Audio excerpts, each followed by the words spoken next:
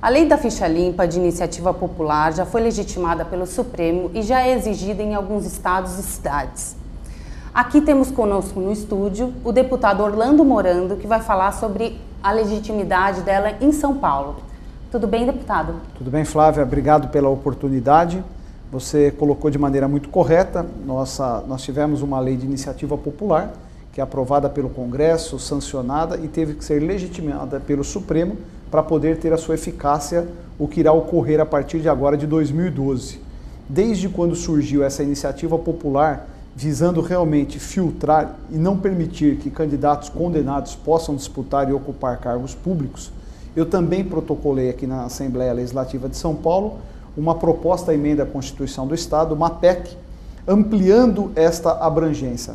E nesta esteira nós estendemos isso para o Poder Executivo, Legislativo, Judiciário, para o Ministério Público, para a Defensoria Pública e para os reitores das universidades. Então todos os cargos comissionados, os chamados cargos de confiança, passarão a partir de quarta-feira, o próximo dia 21, a ter esta exigência. Se o cidadão tiver alguma condenação em segunda instância, que é o que pede a ficha limpa nacional para os políticos, os assessores, aqueles contratados, também terão esta obrigação. Agora, deputado, como vai ser a fiscalização dessa lei? Como vocês vão colocar na prática isso? Os próprios departamentos de recursos humanos, ao contratarem os funcionários, no meu caso, né, eu faço questão sempre de citar para ter a certeza de que eu não legislei pensando no outro. Legislei em todos os poderes, inclusive incluindo a Assembleia, que não é uma coisa fácil, porque é uma nova exigência. Então, um assessor de deputado, para ser contratado, obrigatoriamente vai para o RH, vai pedir uma certidão, ou o próprio RH pode ele levantar essa certidão para saber e ter a certeza de que a pessoa não tem nenhuma condenação. No Poder Executivo, compete à Casa Civil, ao indicar os cargos, porque não vale só para um tipo. Isso é válido para secretário, secretário adjunto, presidente de estatal, diretores das agências reguladoras, Artesp, Arcesp, enfim. Todos os cargos de confiança do governador passarão por esse crivo. Naturalmente que ninguém correrá o risco, né? Mas de toda forma, os departamentos que contratam os funcionários terão essa obrigação. Válido também para o Tribunal de Justiça, que também tem o seu órgão de contratação, ficará a eles a competência. Na eventualidade de alguém, por alguma razão, que aqui não me cabe julgar, contratar um funcionário que por algum outro motivo tenha sua condenação, o próprio Ministério Público pode entrar com uma ação pedindo a demissão ou qualquer outra iniciativa. Então, assim, todos os mecanismos de controle estão abertos para exigir que os funcionários comissionados, contratados, tenham a ficha limpa. Agora, uma das brechas deixadas pela lei aprovada no Supremo diz respeito aos casos em que o julgamento demora e que as penas são prescritas. Qual que é a opinião do senhor em relação a isso? Isso é muito ruim, né?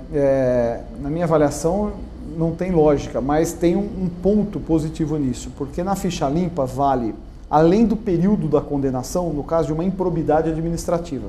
O sujeito é condenado por 5 anos. Além dos 5, após a pena, ele ficará mais 8 inelegível. Então, nós estamos falando aí de 13 anos, 14 anos. Agora, se o processo não tramita, é uma falha grave do judiciário, especialmente em casos públicos, que existe.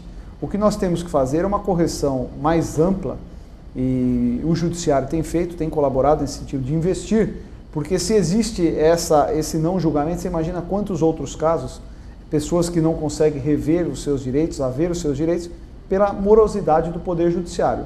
Agora, na minha avaliação específica no ficha limpa, deveria inclusive retroagir. Se a pessoa prescreveu o processo, então já deu prazo de condenação, ele foi condenado no período em que saiu a condenação, mesmo prescrito, deveria retroagir e ele perderia o cargo. Como essa lei vai impactar as eleições de 2012? A própria definição do Supremo já traz um critério muito mais duro, quer dizer, o cidadão condenado pelo Tribunal de Contas já está inelegível, além de todos os outros crimes, né, os crimes comuns, os crimes de peculato, improbidade administrativa, ordem tributária, saúde pública, meio ambiente. Então, mais do que nunca, eu acho que isso é um aprimoramento em toda a esfera e na própria democracia, porque eu tenho plena convicção de que a sociedade não admite mais que condenados, pendurados pelas liminares, continuassem disputando as eleições, continuassem vencendo eleições, até porque se fala, mas ele ganhou com o voto popular. Precisa saber quais foram os instrumentos que possibilitaram. E nós sabemos que muitas vezes o dinheiro fruto da corrupção é um forte instrumento para que alguém possa ganhar a eleição. Ao fato que o cidadão condenado, não importa o valor, a fortuna que ele tenha, ele está impedido, o que na minha avaliação é extremamente positivo para a escolha de melhores candidatos e pessoas com a probidade mínima necessária para ocupar um cargo público.